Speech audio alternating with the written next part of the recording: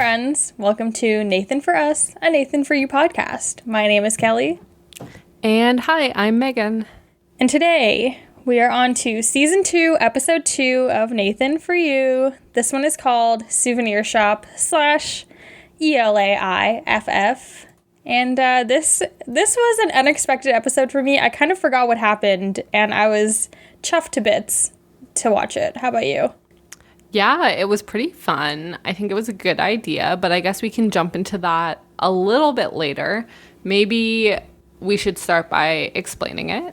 Because I feel like a lot of my opinions are based on, like, at least everyone hearing what the idea is if they didn't watch the episode. Of course, yes. Mm-hmm.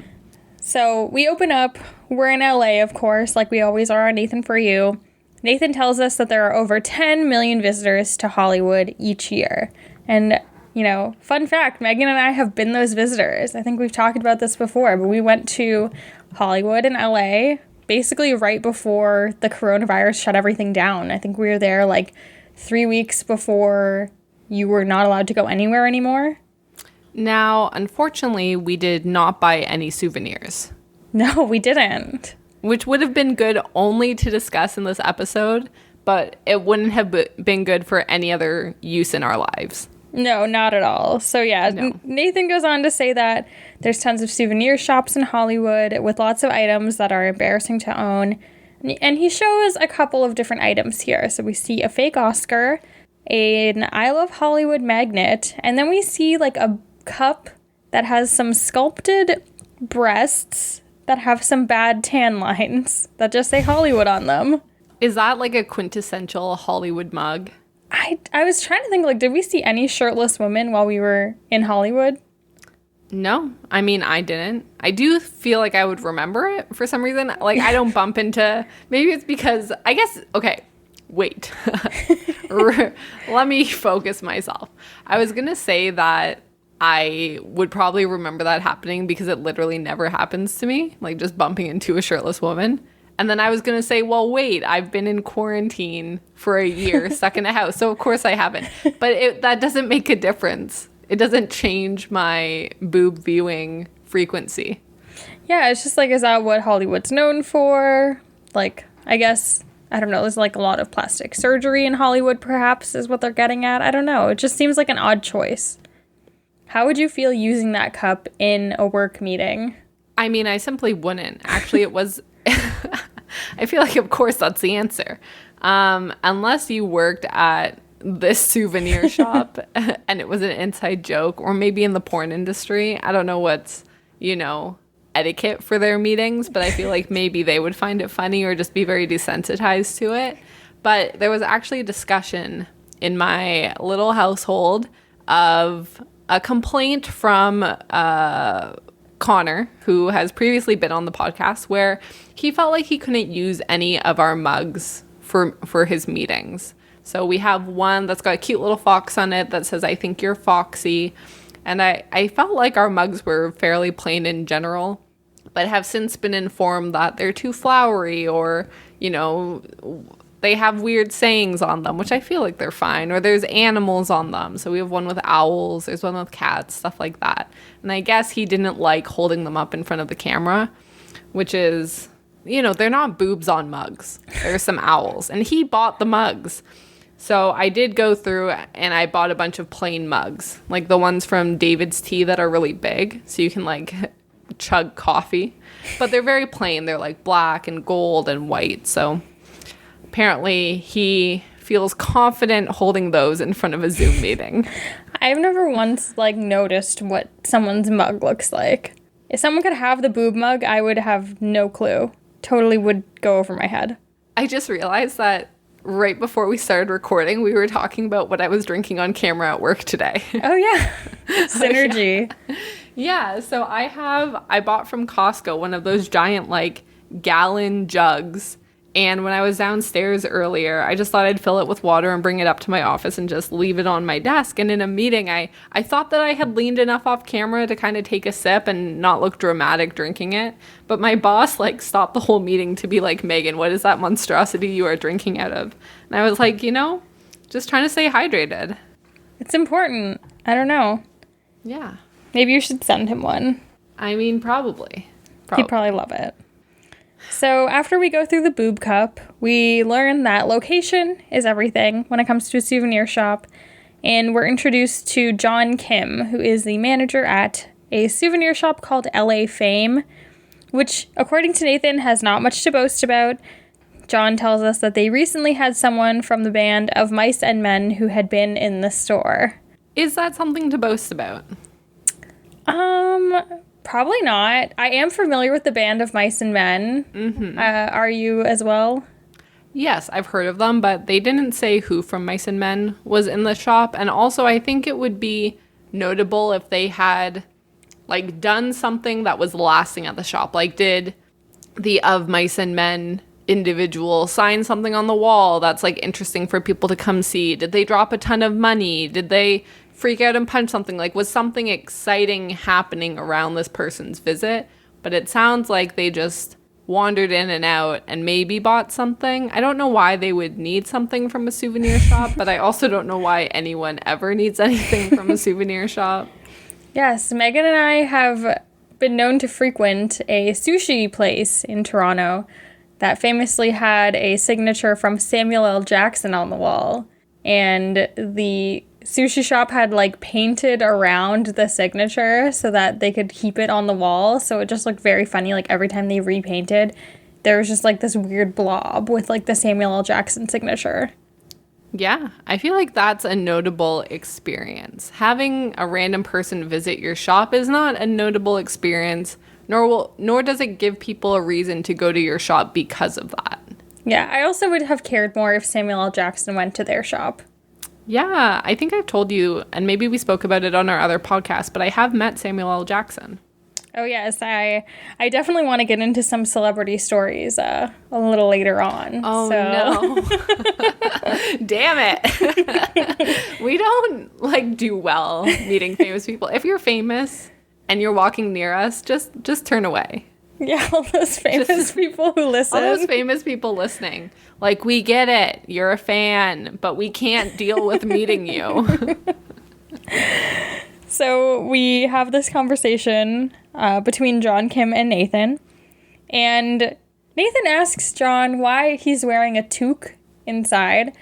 And John is very confused by this phrase because obviously toque is a very Canadian word. For anyone who's listening, wondering what in the world is a toque. A toque is a hat or a beanie, and that's what we call them up here in the Great White North. That's not new information. John was trying to be too cool, being like, oh, I don't know what that is. Like, this is me and my beanie. No, you know what a toque is. I don't know. I think that it's really... Also, if someone says, why are you wearing blank? There's only so many options. He was wearing gloves, too, to be fair. And a scarf. Yeah, I always... This was a chilled man. I always laugh because, like, I do have a handful of friends who live in California, and when they're like, oh my god, it's so cold, I'm like, you do not know cold. Oh my god. Yeah, I do not like the cold. No, we live in the wrong place, because I think both of us are anti-cold. Yeah, I was trying to brainstorm places that we could move to that would be warm, and also the primary language is English, because Lord knows that I cannot learn a second language. I barely speak English properly. And, you know, a lot of those kind of land you in America. Yeah. Which I don't know. I do like the free healthcare here, so. Free healthcare is pretty legit. I do like calling them toques, so yeah. I think I'll stay for now. Yes. We will deal with the cold for now. The cold never bothered me anyway. Sorry. Whoa. Wow. No apology wow, needed. Elsa, what are you doing in here? So Nathan comes up with this plan, and he's telling John what they're going to do is attract visitors by making the outside of the shop look like it's a movie set that's always filming. Then they're going to offer tourists a part in the show, the movie, where they have to go inside the store and purchase something, and that's their whole part in this film. This is probably one of the more complicated Nathan For You plans. Okay, I wanted you to finish saying the idea so we could discuss, like, because this is, like, pretty much the whole episode, and I do think it's a good idea, but the amount of resources it takes to keep this going is unbelievable. You need like a full film crew, or at least like 3 or 4 people involved outside, and then you need someone with a camera inside. You need fake actors. So you'd really have to be cashing in, and they didn't say how much money they made from that day, but I really wish they did. Yeah, I would definitely be curious as well, and I kind of want to know like the checks and balances, because they had to pay, we'll get into this, but they had to pay the Johnny Depp impersonators, because there's multiple of them, and the Bill Gates impersonator, so they had to spend a decent amount here. Yeah, definitely. I would be interested in finding out which scheme costs the most, and I'm still convinced it'll be the claw. It's possible. I mean, the one where he goes on, I think it's Jimmy Kimmel, right? He goes on a late night show. Mm-hmm. I remember that one cost them like a couple $1 million. What? Yeah. For what? We'll talk about it later. We'll talk about it when we get there. I mean, don't fact check me. I have to like double check, but I remember reading that it was very expensive. I have no clue what they could have possibly spent that money on. I thought you were going to say like a couple thousand. I was like, yeah, plane tickets. No, to get him millions to get him on the show. It was expensive. Because it's a different on the show. Yeah, because it's a different network, I think, is the issue. Okay, I didn't realize that you could pay to get on the show. I think you could pay for anything. Why aren't there just random wealthy people paying to get on the show? Oh my gosh, Meg, I don't even want to tell you about how you can pay to win Oscars. Whoa. Ooh, put on your tinfoil toque, baby. I'll take you down that rabbit hole someday. Can tinfoil toque be a segment of ours? Just like conspiracy theory. You know what? If we ever feel the need to have a third podcast, which I kind of really want to now, can we call it Tinfoil Toque, where we just go down Canadian conspiracy theories? Yeah, trademarked. You can't do it. One of my friends actually has a conspiracy theory that Keira Knightley isn't the age that she says she is, but we can get into that later. I'm so curious what age she claims she is and what age she actually is. I'll gather some more info and we can talk about it. Okay, catch us on Tinfoil Toque. Okay, so that's the plan, essentially. Nathan feels that tourists think irrationally around movie sets. And yeah, this is kind of where I feel like we can talk about meeting celebrities, because Meagan and I did have a run-in with a celebrity. It was unexpected when we were in New York City, and it didn't go so good. Okay, I thought it went well, because I didn't think that there was an interaction with the celebrity. I didn't realize until after that we had interacted. Yeah, so we were, Meagan, myself, and our partners, we were at Gotham West Market in New York, and we were at Ample Hills Creamery, which I believe is the best ice cream in the whole planet. I don't know if you have other thoughts, but the ice cream is very good. My favorite ice cream is the ice cream in my house. That's fair. But Ample Hills, very good ice cream. We were standing in line. Colin and myself had ordered, and we went to go sit at a table. And Meagan was two people behind us. I feel very called out. And I'm literally in this story only waiting in line for ice cream. So Meagan was two people behind us. So Colin and I, we go sit down, and we turn around, and Colin and I are sitting at this table, and he's like, "Hey, I think that's John Oliver." And I was like, "What?" I'm looking, and we're Googling John Oliver on our phones to get a picture to compare if the person in line behind us was John Oliver or not. And then as this is all happening, he's getting ice cream. Meagan orders her ice cream, and then she walks past John Oliver and yells to Colin and I, "Hey, it's John Oliver." But she was standing right next to him. Okay, I didn't realize that I was that loud. To be honest, in my mind, this happened completely differently, where John Oliver and I make eye contact. I walk away, cool as a cucumber, approaching Kelly and Colin, go, "Yo, that was John Oliver." But I have since been told that I yelled it at them, and apparently when panicked, I do not know how loudly I whisper/yell. It was incredible. It was so funny. John Oliver immediately left. We did not get to meet him. This could be in our head, and maybe he didn't notice, and maybe I did whisper, and maybe he got his ice cream and walked away because he was going somewhere. And why would he not leave after getting his product of choice? I just want to know what he ordered. That's like my main question. That's what I would have asked him. John Oliver, if you're listening, please let me know what your favorite flavor of Ample Hills Creamery ice cream is. I would love to know. Yeah, so is that the only time we've met? Okay, met is not the right word. It's an interesting choice. Is that the only time we've seen a celebrity together? I think so. The only other celebrities I've really seen, I used to see Drake a lot because my high school was right beside Queen's Park here in Toronto, where they would film a lot of Degrassi, so we would see him, like, all the time. I saw Catherine O'Hara at Whole Foods one time, but I was there for work, so I couldn't really, like, be like, oh, sorry, whole body team lead, I need to go say hi to Catherine O'Hara now, so... I mean, probably would have been worth it in hindsight. Probably, but, what can you do? Those are the only ones I can think of. Yeah, I mean... like, my family works in film, so, I've been on film sets a bunch of times, but, like, from a young age, my dad has always been like, do not talk to celebrities, do not embarrass me when you're on set, never ask for an autograph, that's very embarrassing, like, be polite, leave them alone. So, I chit-chatted with, on, like, Bring Your Kid to Work Day, I went to the set of Jumper, so I met, like, most of the people on the cast. And to be honest, I did meet Samuel L. Jackson, but I mainly hung out with his stunt double, and he was really nice and hung out with, like, the 3 kids who, like, showed up for Bring Your Kid to Work Day. But, yeah, I haven't really, like, talked to them. Talked to the people that are well known. Yeah, it always, like, amazes me. So, I guess I've met some, like, Canadian celebrities who people outside of this country probably aren't familiar with. But I've met Max Kerman from the Arkells, and he's a super nice guy.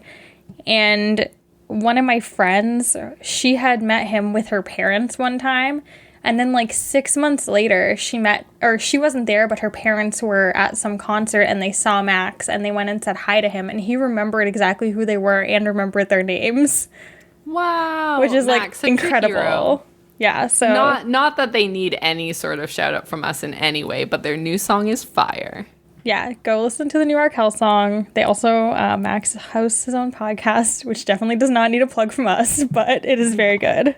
Yeah. Should we get back to the show? Yes, sorry. So, they're going to set up this fake movie set at the souvenir shop, and John is super on board for this. He thinks it's a pretty good idea. Ish. I mean, as much as people think things are good ideas on Nathan. So Nathan sets up the outside so it looks exactly like a movie set, and he hires this guy named Ronnie Rodriguez, who's going to be a Johnny Depp impersonator. And then he also hires a worse Johnny Depp impersonator who's going to be the stand-in for Ronnie. Offhand, this little tidbit alone, so smart. So smart. So smart. Nathan, so smart. Also, do we think that he wanted specifically a Johnny Depp impersonator, or he just, like, looked up impersonators and pulled the first one that he found? I think it was probably, let me just look up impersonators in the area who are free on this day. Yeah, do we think he pulled him from Craigslist? I think that there are websites with, we can do a quick Google. Quick Google? Just of impersonators? I guess there must be. Yeah, celebrity impersonators in my area. Wow. Are there any good ones around you? I mean, I'm about to Google it. Near me is an option. Top impersonators near me with free quotes. Gig salad. Ooh, I just ate one of those. Richmond Hill. What kind of event am I planning? All events. Oh no, it's asking me so many questions of this fake event. How many guests am I expecting? I don't know. Here, entertainers. Leave. Oh my gosh. Oh, I found a list How of did you do this? The top 10. Oh my goodness. Okay, I finally got a list, but it's like there's one person that is featured called That Hypnotist Guy. So It's not going well on my end. Tell me about your side of things. So I'm just like looking a quick little glance here, and I'm gonna say, without actually counting, that 60% of these people are Elvis impersonators. Whoa, that's fun. I have been to an all Elvis festival. Oh yeah, I've been to Elvis Festival too. Oh, in Collingwood. We didn't go together. Yeah.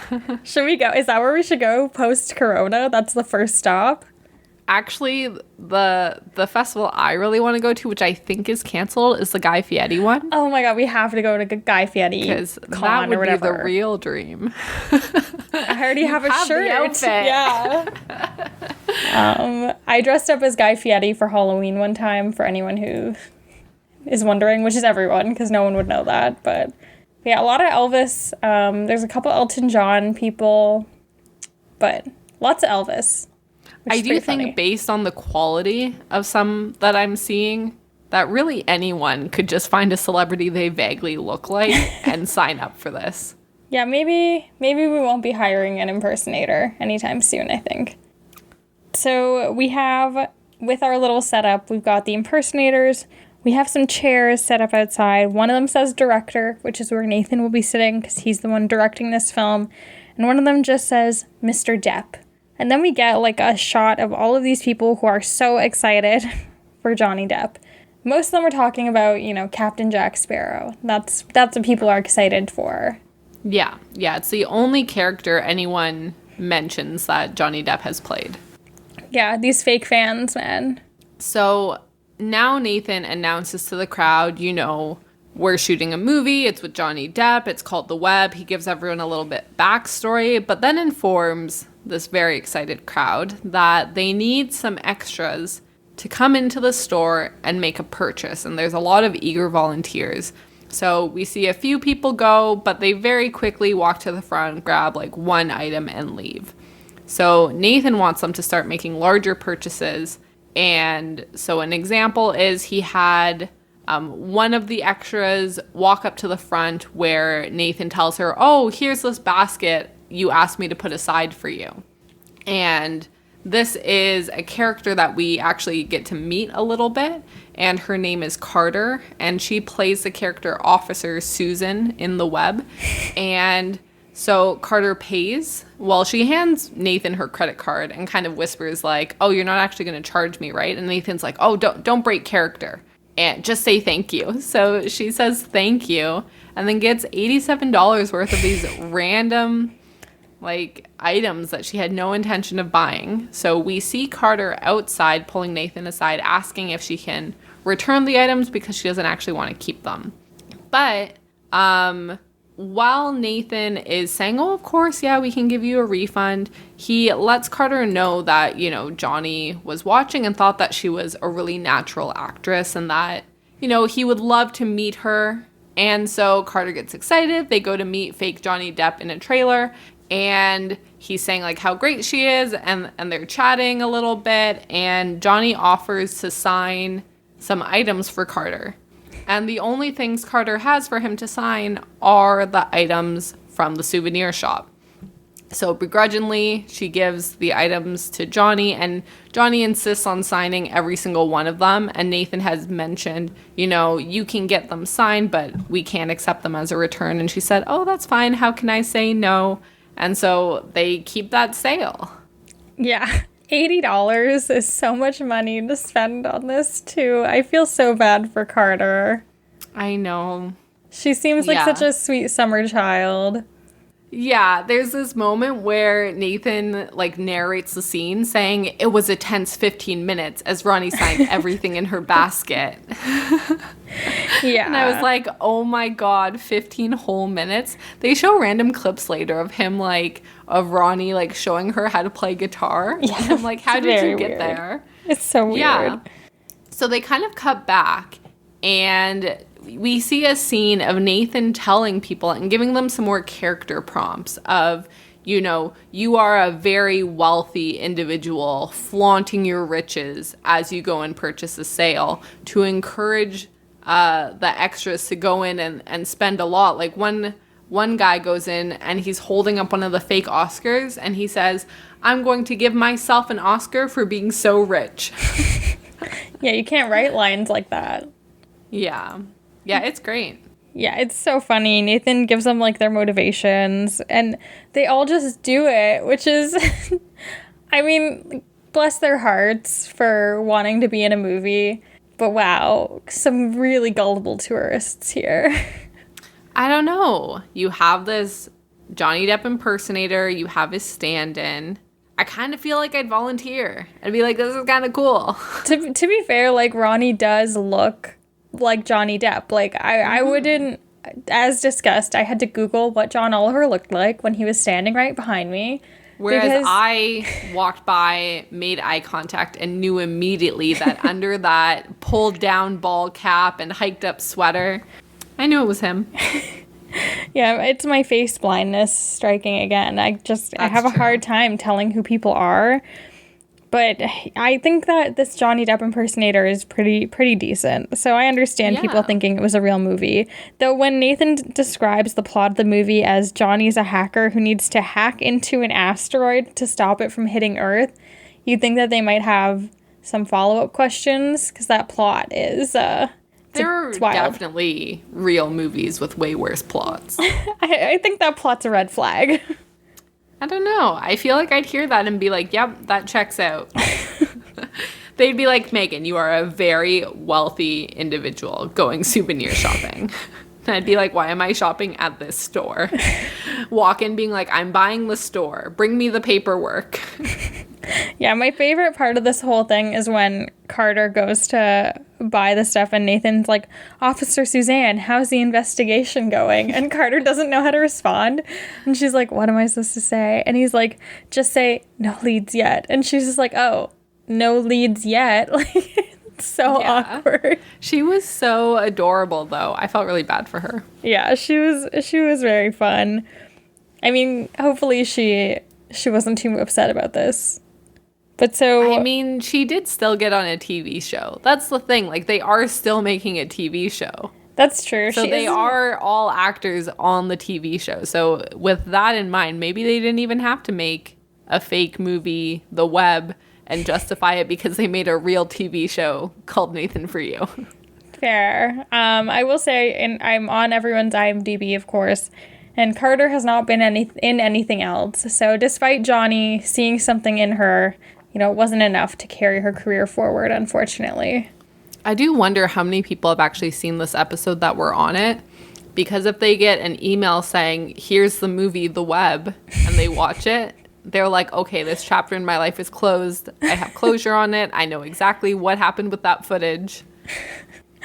I can't imagine, because we see emails of people who had emailed Nathan being like, my family's so excited for this to premiere, and imagine having to show them that 3-minute video that we see later. Yep. Okay, so that basically ends the beginning segment. Nathan says that the autographs were fake, but the memories were real, and unfortunately the Johnny Depp impersonator has limited availability, so he tells John, I'm going to bring you someone different that you can use to draw people in. And we're introduced to our friend William, who is in many further episodes, the star of Finding Frances, the season or series finale, I should say. And William is a Bill Gates impersonator. Yeah, William is wild. Or should we call him Bill or William from now on? I think William. I can't remember what they call him in Finding Frances. It's been a minute since I saw it. Yeah, so Nathan is like... William, show him a little of your Bill Gates impersonation. And, it's just the most ridiculous thing I've ever heard. He's like, when we started our computers, they were huge. Well, I hope everybody buys Microsoft, continues the business. We can always use it, and we're so grateful that we have accomplished. And I'm like, what? Is that even a real sentence? Yeah, it's just like word salad. He doesn't say anything. Yeah, he just computers. And he doesn't really look like Bill Gates either. He just is like a vaguely older man who is white that wears glasses. Does not look like Bill Gates. Okay, I pulled up the actual line. Oh my gosh, yes. So Nathan says, why don't you give him a little taste of Bill? He says, yes, it's a pleasure to be here. You know, when we started our computers back in the 80s, it was huge. And the business, they were huge machines. You know, I started in a garage. Nathan's like, okay, I think, yeah, that's enough probably. Yep. That's that. So that kind of ends this segment. But this episode is a little special because this entire saga that we see at the souvenir shop and this movie called The Web, it carries over into Section 2, which is the East LA International Film Festival. So Nathan comes on and he says it's been weeks since the LA Fame stunt that they pulled, and he realized that he may have accidentally committed fraud. So Nathan gets into contact with, of course, you know, one of our favorite characters on the show, the Honorable Anthony Filosa, who is the judge from a couple of other episodes in season 1. And Anthony says, yeah, you have definitely committed theft and fraud because you didn't actually intend to make that movie.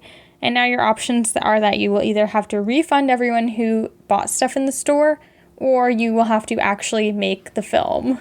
It's so funny. When he's like, you're going to have to refund people, Nathan's like, oh. His face is just like aghast. I just love that Anthony he's just this retired judge, and he's just always here for Nathan to answer these questions. He's given Nathan the business. He's really Nathan doesn't want to hear it. He's like, no, this is definitely fraud. So good. Which I don't have every law memorized either, but this is very clearly fraud. Yeah, so Nathan obviously isn't going to refund everyone. Like, come on. What show are we watching? Of course, he's not just going to refund everyone. That would be way too simple. He's like, all right, we're going to take the footage. We're going to edit it into an actual movie. So he starts, like, writing this screenplay to try and take everything that they filmed and get it into some kind of narrative piece that they'll be able to put together. And of course, Nathan decides that he needs to add a love story in as well. Because of course, what's a movie without a little romantic spark? Nothing, clearly. So Nathan hires a very nice female actress. Her name is Jessie Foudray, according to IMDb. And so Nathan meets up with Jessie, and, you know, they're about to film this scene where they're going to be romantically entangled. And Nathan asks her if she's ever done any on-camera kissing, which she's like, yes. And Nathan's like, oh, okay. And she asks him, has he done any before? And he says, oh yeah, of course. Totally plays it off, you know? Plays it so cool. So cool. Cool as a cucumber. Yeah. He's like, it's not like we're kissing. It's like our characters are kissing. Yes. And then when we see them actually film the scene, I don't know how to describe this properly. There's a lot of Nathan kiss dodging and Nathan, like, purposely kind of, like, making things look really awkward. I feel so bad for Jessie because she is a true professional through all of this. She's able to somehow, like, be fine with all of this weirdness. But wow, this must have been, like, one of the worst days of work for her. Yeah, so after saying to her that he has done this before, when they go in for their first kiss, he whispers, I haven't done this before. And she says it's okay, but he's like, I don't think we can describe it with enough justice of how awkward it is. But he's like grabbing her face in like really weird places. I don't know how, like, it's a good description. Just at like awkward angles. And he's like about to kiss her, and so she'll like kind of lean in, and then he'll kind of lean back, and she's like chasing his lips around a little bit. Yeah. So, and then we get this little narration from Nathan saying, and as the takes went on, I was having trouble staying in character because I was really enjoying the kisses. Oh my god, it's so awkward. Yeah, he's like saying that this is all a voiceover over these like super awkward kisses that are not getting better. And the voiceover is like, over time, our chemistry became very natural. And I'm like, what? It was so funny. Yeah, bless Nathan for being able to do this because, wow. I don't know how I would be able to live with this kind of footage of me on the internet and on TV forever. Well, I feel like he's like intentionally trying to make it bad. I think it's worse. I mean, it's not her fault. I don't know. Because it's a joke, it's fine. It's worse for like the actors and actresses out there who are like actually trying to have like a good kiss scene and it looks terrible. Yeah. Oh, I had a real issue in XXX. Oh, yes. Remember? Yes. Yeah. So for anyone who doesn't know, we have another podcast where we talk about action movies called Cool Girls Look at Explosions. And we in-depth covered the movie XXX with Vin Diesel. And there are some very questionable kiss scenes in that film. Yeah. Every time. I guess I can't just say, oh, we were watching XXX without, like, the asterisks of the old action movie with Vin Diesel. But every time they kiss, it was just the worst. I truly hated it. Yeah, I highly recommend you listen to that episode if you want to hear us talk about Vin Diesel, I guess. I don't know what else to tell you. We trashed that movie a lot, I guess, is what I'm saying. Yeah. It's a good time. It was very fun to record. So we also see that they filmed a couple scenes with Ronnie, our Johnny Depp impersonator. And after this is all said and done, Nathan shows Anthony Filosa again. And Nathan says, okay, if you show this to people in a courtroom, like they're just going to laugh at you right out of there. This is not a film. There's no plot. So this is just not going to work. Nathan's like aghast. Yeah. He's like, what do you mean there's a plot? There's clearly a plot. He said he would save the world through hacking. Yeah, he needs to hack the asteroids, obviously. Mm-hmm. So Anthony says if this is accepted by the show business community and like maybe wins an award or something, then it'll be okay and you won't be sued for fraud. So what else are we going to do here? But of course, Nathan is like, okay, I'm going to send this to some film festivals. So we see him sending it to Sundance. We don't see him sending it explicitly to any other film fests, but I like to think that he sent it to Toronto International Film Festival, of course. And he gets rejected from all of them. So what's Nathan's next step? Obviously, he's going to have to make his own film festival. So that is how the East LA International Film Festival is born. Yeah, so he makes a name, a logo, an entry form, and he submitted the web into the short film category.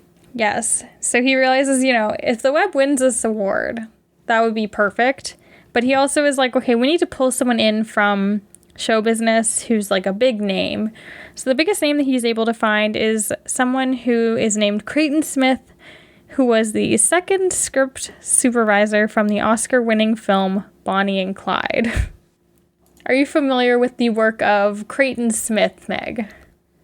I mean, I wish I was, but truly the thing I know him for most is being a judge at ELAIFF.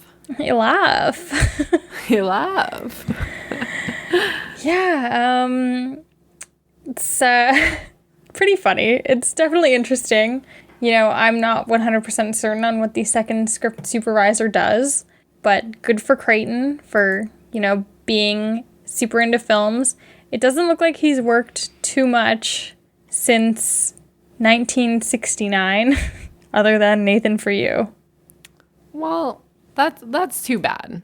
But he was a very important character in this TV show, so maybe that's his claim to fame. Yeah, I mean, something else to add to his IMDb, I guess. Mm-hmm.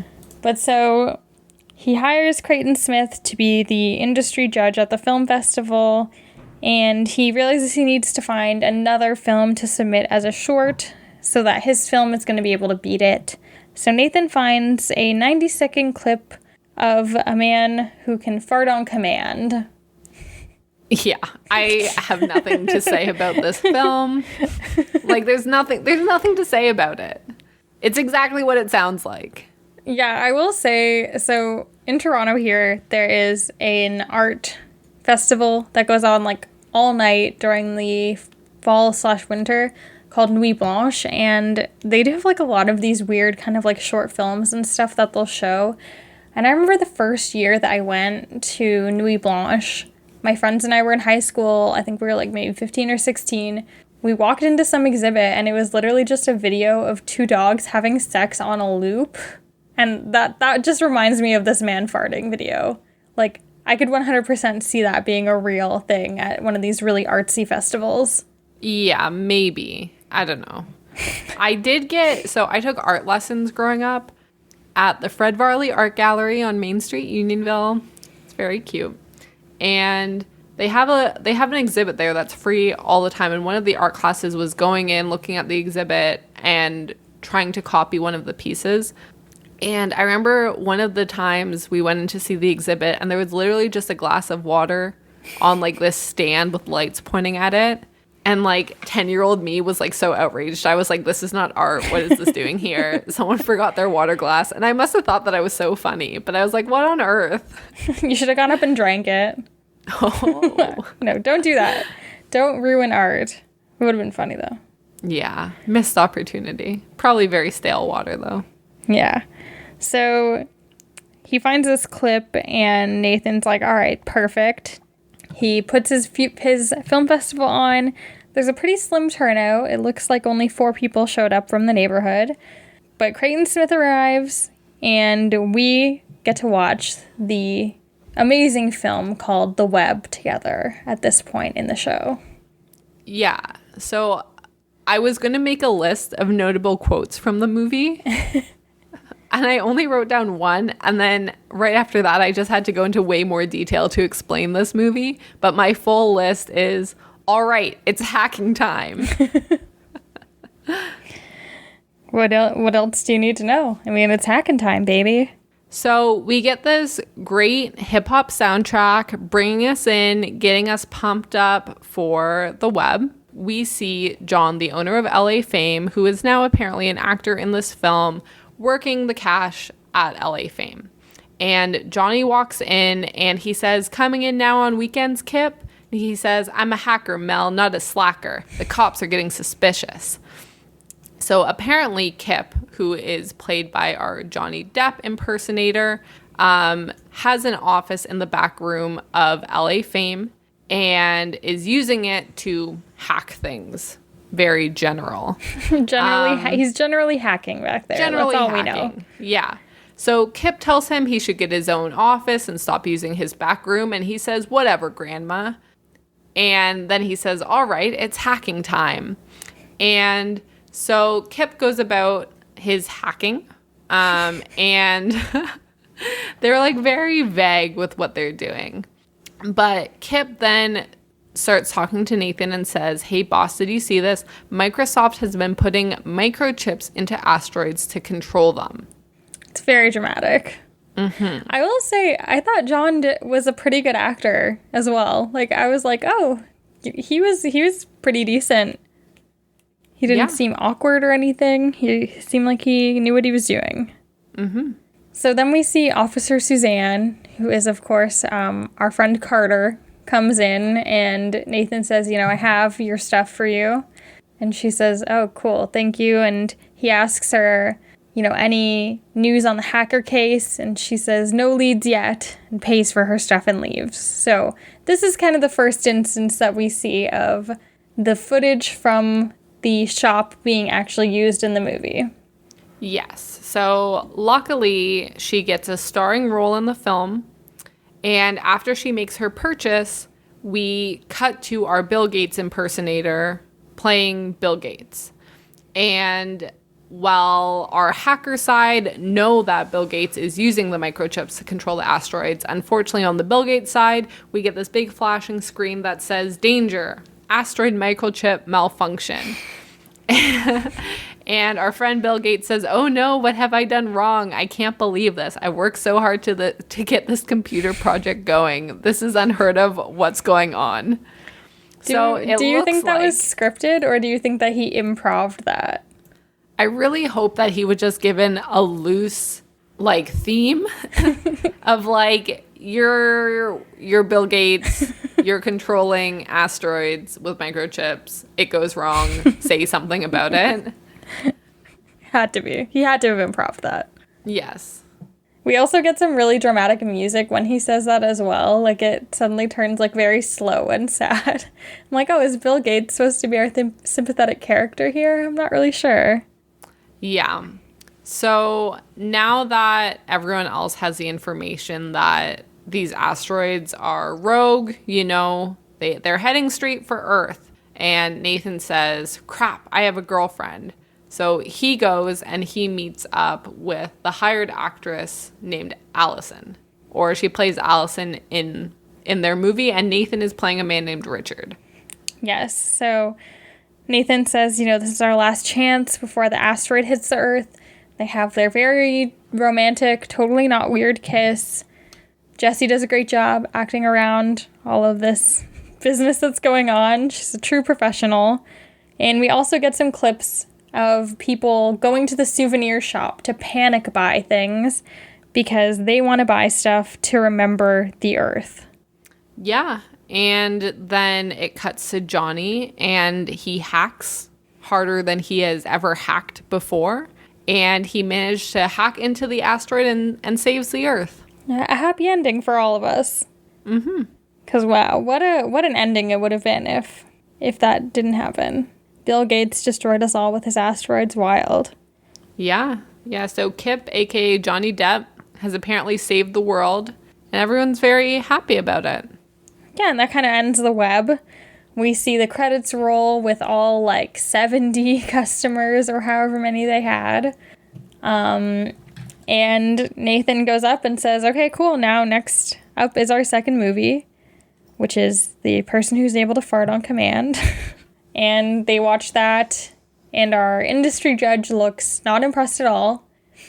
Once it finishes, Nathan says, please, you know, vote on your award. I really like that he brings the judge over a ballot box for the one ballot, and then the judge puts it in the box, and then Nathan immediately just opens the box, sitting right next to him. Yeah, I thought it would be really funny if he did vote for the other movie, but luckily for Nathan, he does vote for The Web. Yes, so The Web wins an award. Nathan clearly got, like, an actual award made, which is so fun, so official. Mm-hmm. And he very generously gives it to John at LA Fame to keep forever. I was so happy about that. I'm like, I want to go by LA Fame and see if he still has the award. I certainly hope so. So yeah, after he wins the award, he also says that he really wants to go and tell Jessie the good news. So he sets up a meeting with her. Yes, and this is almost as awkward as the kiss, if that's even possible. But Nathan wanted to tell her about the award, and she's really excited about that, but he also wants to reveal that, you know, he told her that he was in character when trying to kiss her, but that might have been a lie. And she's like, oh, that's okay. It's fine. Like, don't worry about it. Trying to brush it off. And he's like, there might have been a little bit of me in there. And I was just wondering, when you did the kiss, like, how much was your character and how much was you? And she's just like, what do you mean by that? Like, I wouldn't normally just, like, grab you off the street and try to kiss you or anything. So, you know, I was acting. And, of course, Nathan is very let down and upset by this news. Yeah, it's kind of a bummer. You know, he's just trying his best, and Nathan can't catch a break. Yeah, so there's, like, very somber music, and Nathan starts saying, you know, to share a kiss with another human and feel nothing is a horrible way to live, which is rough on poor Jessie. And he said that as I drove home, I finally understood what it felt like to be a tourist, going somewhere with so much hope and leaving with nothing but a souvenir. And it shows, like, a photo of the two of them on set together. Ugh. And I was like, ugh. So sad. Yeah, so sad. Yeah, and that's kind of where we end up.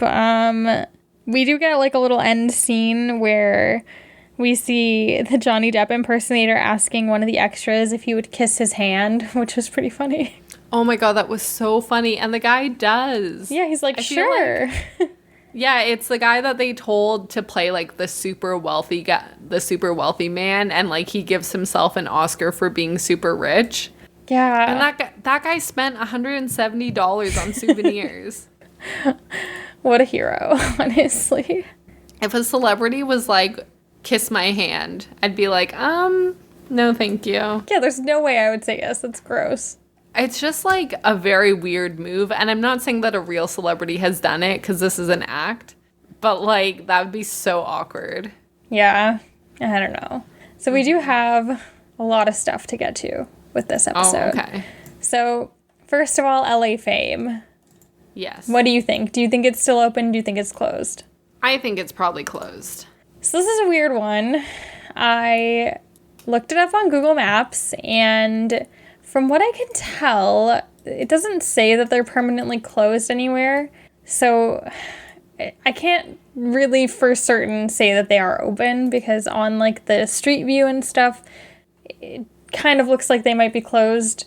And all of the reviews are clearly just Nathan For You people. So there's no like real reviews of the shop. And then same thing on Yelp. Like it's just people being like, oh, I love the Johnny Depp movie that they shot here. So hopefully they're still open, but who's to say? Yeah. I'm not too sure. Yeah, but you might need to go somewhere else for your souvenir needs, unfortunately. But so we have all of that. We have a lot of people to look up on IMDb.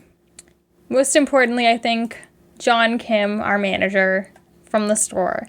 So I was like, there's no way this guy has been in other stuff, right? Like, that'd be so random. Although I guess if you are working at a random souvenir shop, although I think, was he the owner? He was just the manager. Yeah, because he could have been an aspiring actor, which it sounds like he was. Yeah, based on you bringing him up. Yeah, I thought he was pretty good. But so I did look him up on IMDb. So he doesn't actually have like that much stuff going on. But he is in a 2021 episode of Magnum P.I., the TV show, starring as SWAT number 2. Oh, very nice. Maybe we'll have to watch that one episode. Support our man, John. Yeah, so excited for him. And then, obviously, I had to look up our friend Ronnie Rodriguez. Yeah, definitely. And he basically works just as random Johnny Depp impersonator people. So he's been in, like, some parody films. And otherwise, he literally just works in kind of random extra roles, I guess. Yeah, Nathan did say that they had to get the Bill Gates impersonator because he's so busy. So I wonder if he's like booked as an impersonator quite often, which would not be information on IMDb. Yeah, and I will say, like, pictures of him, especially dressed as, like, Jack Sparrow, like, he looks really good.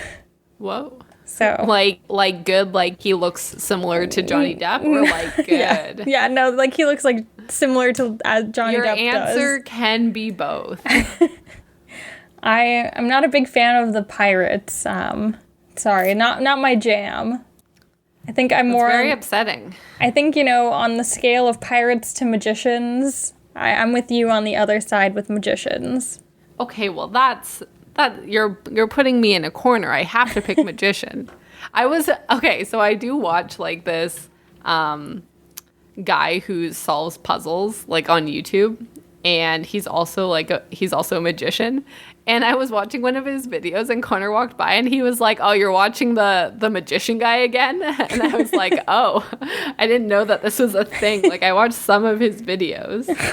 Oh, you've got a reputation to uphold. Apparently, yeah. Big magician guy. His name's Chris Ramsey. If anyone out there likes puzzles, it's super fun to watch him solve them. And he does some magic, yeah. Like Rubik's cubes, or like what kind of stuff? Oh, no, like actual. Okay, like, yes, Rubik's cubes are technically a puzzle, but there's like a whole line of like standalone puzzles that exist, and there's designated difficulty levels that are like standardized. So cool. If you're interested, he's very good. I would believe you. I know you're like the authority on puzzles, so. I mean, I don't know about that, but I do like watching people solve puzzles. So I also looked up our friend Jessie Foudray, who was, of course, Nathan's love interest. Yeah. And she's been working like pretty consistently in sort of random roles. no shows that I'm really familiar with. Though she was on an episode of CSI in 2014. Okay. But otherwise, yeah, it looks like she's just kind of doing, like, a lot of short films and random, like, indie stuff. But she's still working, so. That's awesome. Yeah. She seemed like she kind of knew what she was doing to keep a straight face while Nathan's, like, half kissing, like, your cheek. Yeah. To not laugh. Yeah, no, I don't know how she was able to do that. She could maybe be a good co-host with Nathan, because her ability to not laugh is, like, probably on his level based on that. Oh my God, seriously. That'd be really funny. And then, of course, we have to talk about this, but I did look up The Web, the short film, on my favorite platform, Letterboxd. For anyone who doesn't know what Letterboxd is, it's essentially this online community that you can join. It's almost like a social media, but just for movies. So if you want to get on Letterboxd and follow me, my handle is @KellyW, and I write reviews for most movies that I watch. So you can see what I'm looking at and what I'm watching. But the web is on Letterboxd, so I might have to write a review after this. A lot of them are quotes, people's reviews, but a couple notable reviews that I saw were, "He saved the world by hacking. Whoever thinks that Edward Snowden deserves to be in prison needs to watch this." Almost as good as "Me farting on command." And, oh my God, Fincher wishes. So. Those are some not bad reviews for a 3-minute movie. Yeah, everyone... made of nothing.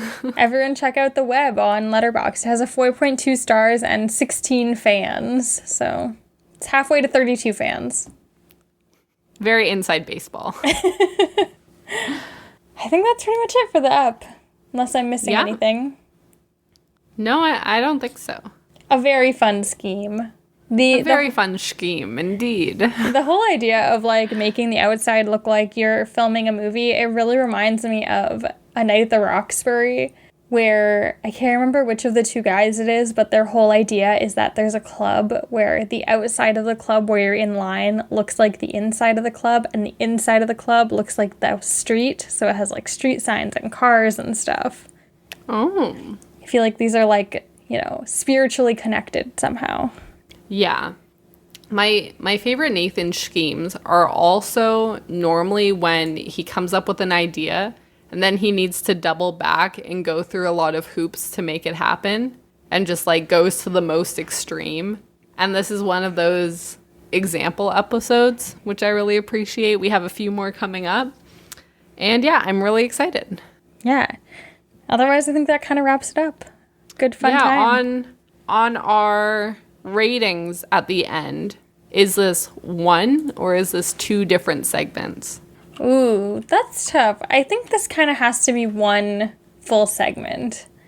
Because I don't know how else we would talk about it. Because you can't really talk about the film festival without talking about what happens in part one.